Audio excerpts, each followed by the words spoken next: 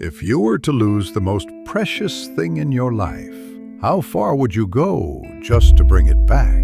Would you dare strike a deal with your greatest enemy, the embodiment of destruction itself? That is the very core of today's theory and the question that haunts us all. So if you're ready, we are making a deal with the devil. The story begins with the transformation of a frog into the hacker and his descent into darkness. Our tale centers on a figure named Victim, repeatedly tormented by his creator, Alan, who somehow survived it all, until he met the love of his life, Mitsi. By the way, if you want to hear the previous video covering Victim's story and his true background, you can check it out here. With Misty, he had built a new life in the outer net. He had even founded a technology company. He was leaving all his traumas behind and living a peaceful life. But fate, once again, turned its back on him. Misty was killed, whether by accident, indirectly, or deliberately, by another of Alan's creations, the Chosen One. That moment marked the beginning of Victim's journey of revenge. But this was no ordinary revenge. It was a step that would completely change his identity. He was no longer a victim. He renamed himself the Hacker. But why? Because being a victim meant being powerless, someone who bowed to circumstances. But being a hacker meant taking control of the system itself and rewriting his own destiny. This was his greatest existential crisis. He no longer wished to be a toy for Alan's cruel amusement, but the master of his own existence. When Hacker turned Alan's computer into Windows XP and even changed his greatest enemy, the Chosen One's name, to No One, he showed the world and us just how absolute his power had become. At this point, I want to make a brief parenthesis.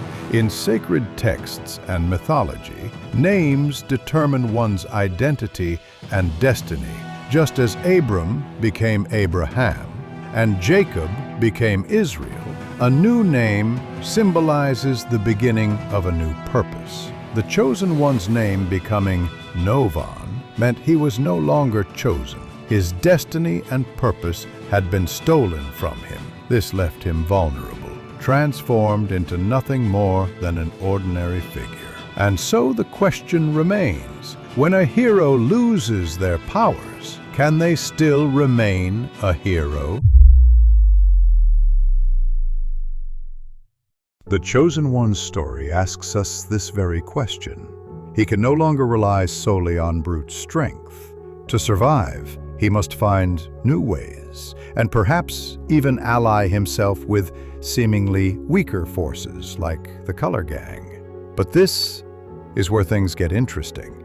In his years-long quest for revenge, the hacker has begun to follow a path that goes against the very intention of his creator. Remember, he was once the leader of Rocket Corp, a group capable of creating incredible things. But now, his only goal is to resurrect Misty and to annihilate every computer through destruction. Doesn't that make him resemble the Dark Lord himself, who once sought to tear down Alan's system for revenge?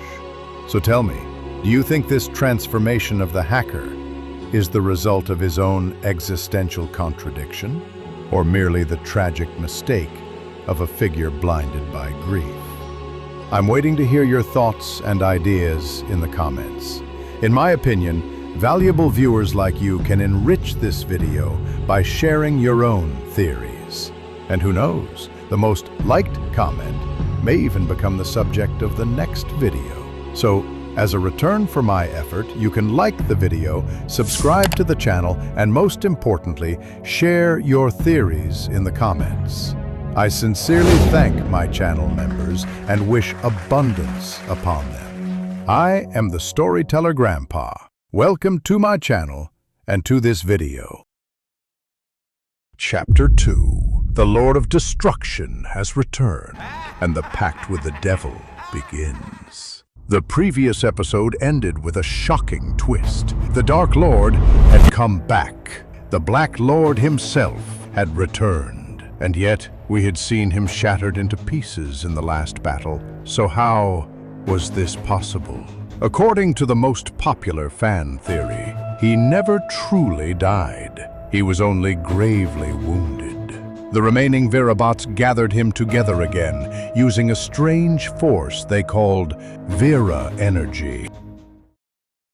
So now, it is no longer the solid figure it once was. Instead, it has become a dark, fluid-like substance, constantly shifting and twisting, as if alive. This proves that it is not just a character.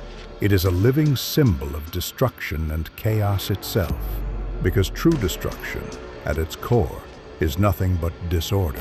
But this is where the truly terrifying part begins. The deal he made with the hacker. The Dark Lord had seized the hacker's most vulnerable moment, when Alan had unplugged the computer, leaving the hacker completely alone. In that fleeting instant, he offered the hacker the most irresistible temptation, the chance to bring Misty back. It was the perfect example of how a master manipulator exploits the deepest desires of his victim. Thanks to his access to the Chosen One's memories, the Dark Lord possessed a complete record of Misty's final moments. And with this knowledge, he expertly manipulated the situation to gain the hacker's trust. According to theories, there is no consensus on whether the Dark Lord truly possesses the power to bring Misty back to life. Most argue that by his very nature, the Dark Lord represents destruction and lacks the power of creation, suggesting that this promise was nothing more than a cunning deception. Some suggest that at best, Misty's physical body could be recreated, but only her soul, or perhaps a corrupted version of it. For the hacker, this could lead to a tragic awakening, hinting that the only figure truly capable of resurrecting Misty might be the second development, connected to the green creation energy. This could very well be part of the Dark Lord's plan, to use the hacker as a pawn against the second development. This fleeting alliance has been compared by Sereni's fans to the way the Dark Lord once manipulated the Chosen One. The Dark Lord's actions demonstrate a profound example of psychological manipulation. He is exploiting the hacker's greatest weakness, his attachment to and grief over Misty, for his own sinister purposes. He is blinded by grief, overwhelmed by the pain he has endured, and he clings to the belief that the Dark Lord can truly bring Misty back. The Dark Lord, with his unique access to the Chosen One's memories, is the only character who possesses a complete record of Misty's final moments. Using this intimate knowledge, he cunningly gains the hacker's trust. It is a stark demonstration of how a master manipulator can exploit the deepest desires of an individual for their own ends. Now let me ask you a question. Does the Dark Lord truly possess the power of creation? Most theories argue that a figure embodying pure destruction cannot perform acts of creation. A being programmed and forged solely for destruction cannot be expected to wield creative power. In other words, just like the victim, even his name would need to change for him to step beyond his designated mission. But still, could he somehow bring Misty back to life? That's a question I leave for you to ponder. And most importantly, will the grief-blinded victim one day realize, just like the Chosen One, that the Dark Lord has been using him all along, and switch sides, stepping into a great and devastating battle? My personal take, I am certain that a war will erupt, and at some point, everyone will unite to rise against the Dark Lord.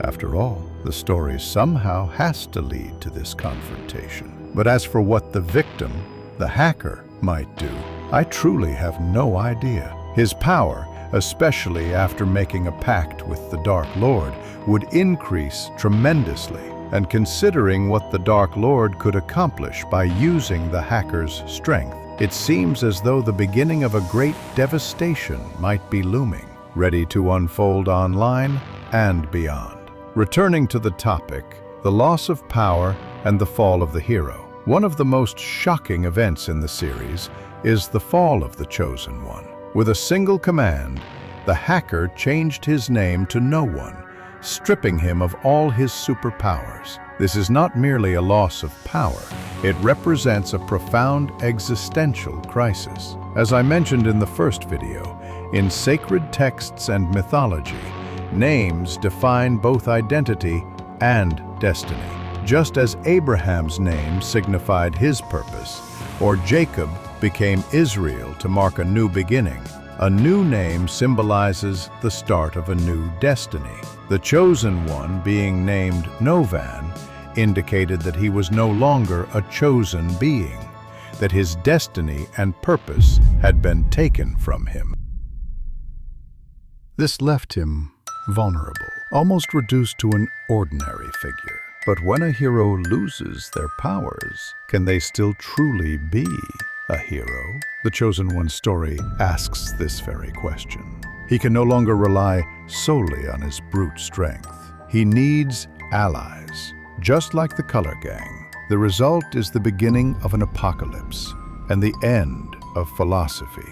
AVA 12 does not merely tell a tale of revenge. It also touches on profound themes: creation and destruction, forgiveness and vengeance, identity and destiny.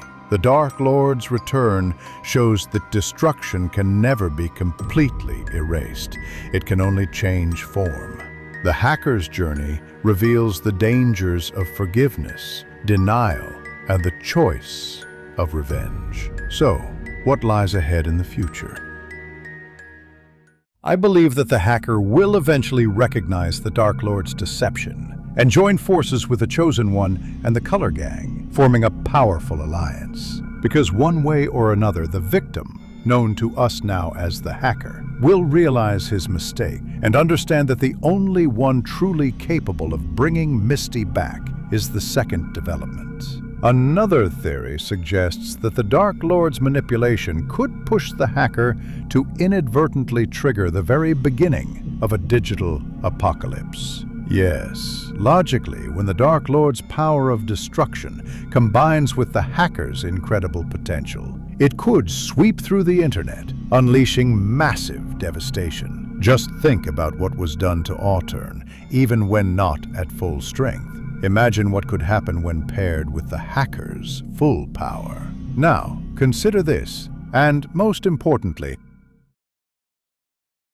can the second development learn to control the creation powers he currently uses unconsciously and become the savior of everyone? In my opinion, absolutely yes. But for now, he cannot gather his thoughts, and he cannot truly harness his powers. And most importantly, friends, the only one with the creation power capable of bringing Misty back is the second development. Although the answers to these questions are not yet clear, friends, one thing is certain. Alan Baker's story has managed to keep us glued to our seats, and it has done so for years. What do you think about all of this? Be sure to share your thoughts in the comments. And as we wait for more videos, this is Storyteller Grandpa signing off. Until the next video, take care of yourselves, and goodbye.